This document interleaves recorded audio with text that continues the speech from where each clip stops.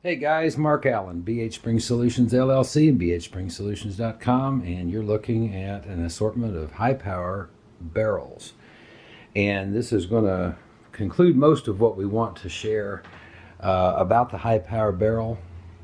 And we're going to get down to some things. This video could also be called How Can I Tell If a High Power is a high round count handgun. In other words, this one's had a lot of ammunition put down range. We're going to show you something in a known high round count barrel that we have. It's actually out of my carry high power that I purchased 31 years ago. And this barrel we know has north of 25,000 rounds and closer to 30,000 rounds through it now at this point. It is one of these barrels on the table, and it would be difficult to pick this barrel out among all of them unless you know where to look. And we're going to show you where to look, and hopefully you're going to be able to actually see in the video what we're talking about.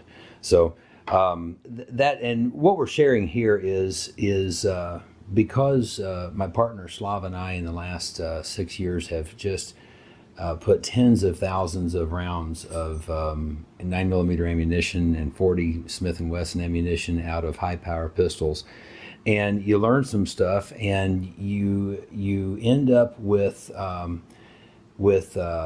in our case, at least one handgun, one Browning high power that has now a known high round count that I was just talking about. So we're able to see some stuff that otherwise would kind of be just purely speculation without having it to be able to show you. So we have basically 5 different generations here of FN barrels. We've got a couple BHSpringSolutions barrel. We have a TISAS BR9 barrel. We have another manufacturer's aftermarket barrel. We're going to be taking a quick look at some of the differences and wrapping up this session. First thing I wanted to talk about is here would be one of FN's last generation high power barrels. And what I want to show you here real quickly are the machining marks here. This has been a subject often of, well, why didn't FN polish off those machining marks? But they could have made this such a nicer looking barrel. This is a challenge at the manufacturing point. I want to explain to you why. The tolerances of this dimension here, this width dimension of the barrel cam lug, in order for this to hit the specs, this is such a close tolerance that literally, if I polish out these machining marks, this barrel will no longer be in spec. And yes, that is how close of a tolerance this is. The FN Browning high power barrel design created a point for the manufacturing process where they had to hit such a close tolerance. This fit in the grip frame when your barrel comes back, tilts. This relationship here in the grip frame is one of those critical tolerance areas. And when we talk about fitting the BHSpringSolutions barrel today, we have manufacturing today that is just so exceptional. We leave this part a matte stainless finish that can be polished if this barrel needs to be fitted in this area. Leaving it as a matte stainless finish is the only practical way to finish this barrel cam lug and hit the tolerances and not have the machining marks. These machining marks are all the different generations of high powers. Here's one from '89. You can kind of pick up the machining marks in it, very pronounced. And they were for all the manufacturers. And this is not poor workmanship. This is not poor finish quality. This is not, well, they saved time and left this looking all ratty. No, this is a necessity with the tooling and everything that they were working with as it was. These machining marks are there because that is what they needed to do in order to make sure that was within the tolerances of the specs. So back to the differences real quick in the barrels. Now this barrel goes back to late 30s, early 1940s. It's actually in really, really nice condition. This is the original design. We see the humped feed ramp. We have this protrusion here at the top that later went away. And frankly, what we don't see here is we don't see too much refinement in this area around the entrance of the chamber. It's pretty straightforward. We found in this same barrel design, we found that these edges here were more refined later on. They started to taper in the sort of a angle, widening the opening of the chamber just slightly, and that was one of the big differences, only difference actually, in these very early barrel, and then later on this gets us up into the 60s. The next change was the straight feed ramp, and they even looked like they were refining a little bit more here into the chamber opening. This one is basically the same generation. Then we saw them make a major change when they got rid of the protrusion at the top.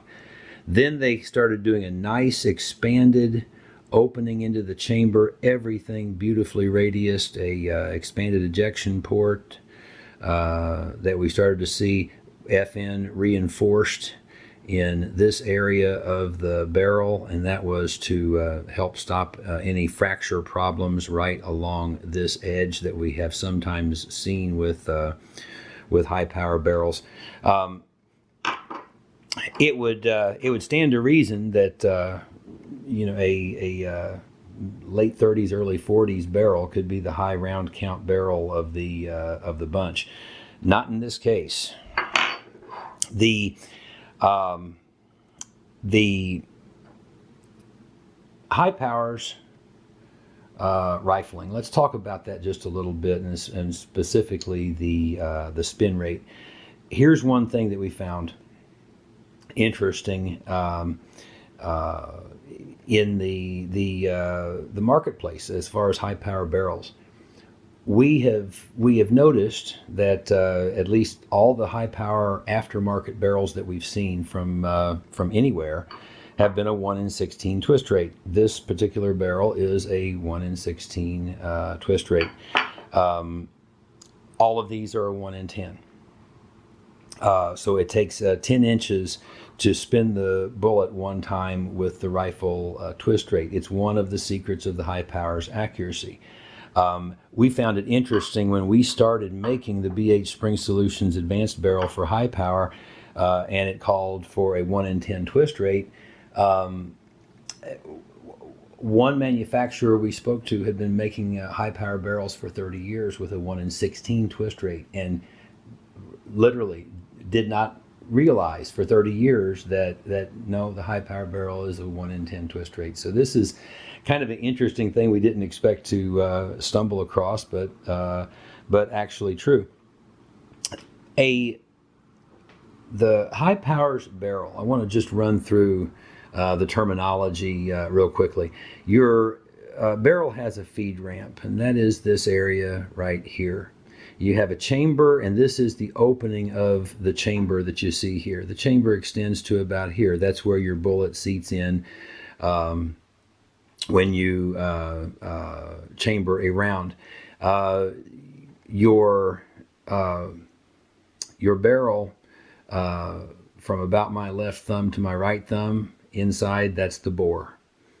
And then this is what is called the crown. We're going to come back and we're going to be focusing on crowns. We've already focused in the previous sessions a little bit about the chamber and a more accommodating chamber opening that nicely radiuses into the chamber seems to just be much more buttery smooth when feeding rounds. We're going to take this back real quickly to the Tisas Regent BR9 barrel and the Turkish clones that we've seen in the last few years. They too have, the characteristic machining marks going on down here. That would be expected. They eliminated the protrusion just like FN had. They did not do the ejection port here.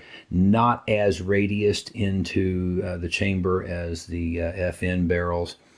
And here's what happened with this particular barrel. We could not get reliable function, especially after it got hot, so went to the trouble of measuring everything about the barrel. What we found was that the bore was essentially good as far as its placement in the barrel. The chamber was off by 22 thousandths and towards the 10 o'clock position, which would be placing the cartridge casing away from the extractor, which in the high power, the extractor is right along this side.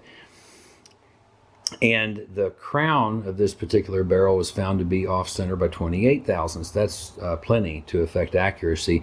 What do we mean by crown? The crown is what you see on the end of the barrel. If you look down a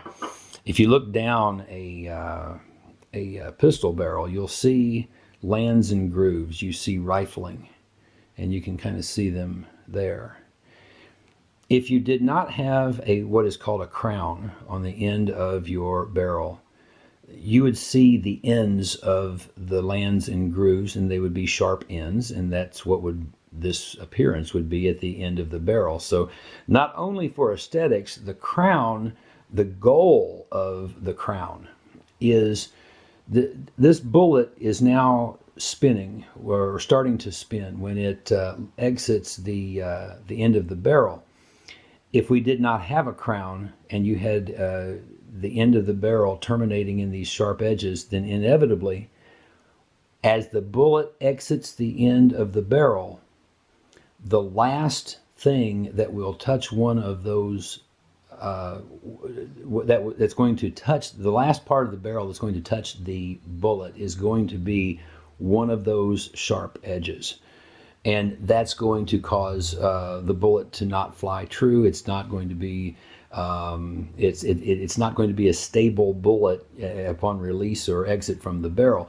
The idea of a crown is the edges and the rifling actually kind of disappears around the end of the barrel, and that is so when the bullet exits the barrel, it is essentially being released all the way around the end of the barrel, all at the same time. So when you think about and we talk about crowns, this happens to be a BHSpringSolutions 11-degree crown, and you can see kind of how it differs from. Let's take this one. There you go. That kind of shows the difference. It's a more refined crown. It goes in at an angle, and the idea is to create this more perfect, more circular release at the end of the barrel, and that's the idea of a crown in the first place. Most crown work by FN and Browning was really, really exceptional. And extremely consistent. BHSpringSolutions offers this 11-degree crown option, and it's just a more refined crown. Back to how can I tell if I'm looking at a high round count, high power barrel?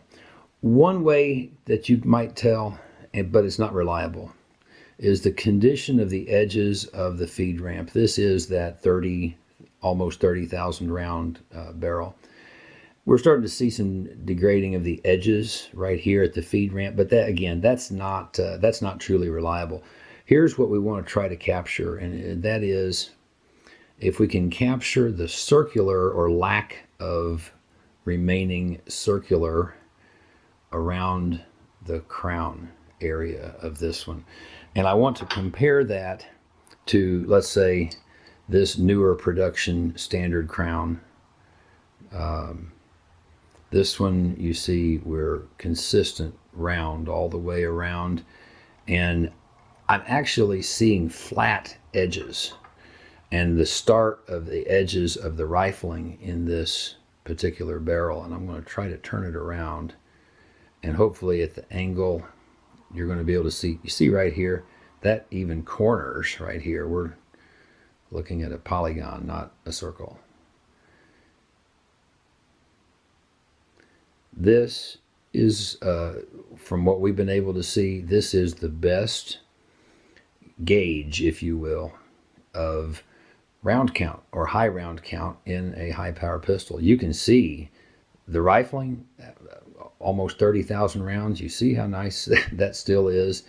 Rifling certainly is not the gauge for, at least not with, just the naked eye, is not the gauge for round count, but it doesn't take too much magnification on the front end of this crown.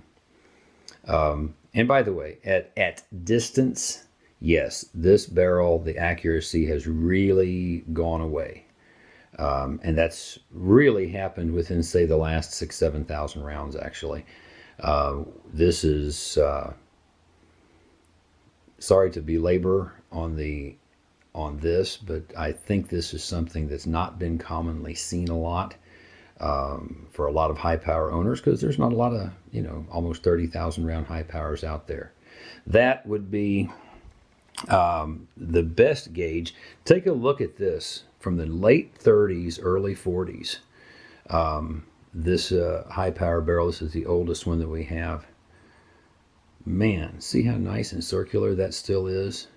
This is not a heavy round count barrel by any means. It has nothing that would give us an idea that that's a heavy round count barrel. But you see the difference in one that's very nice and circular, and one here where the crown integrity is not what it used to be.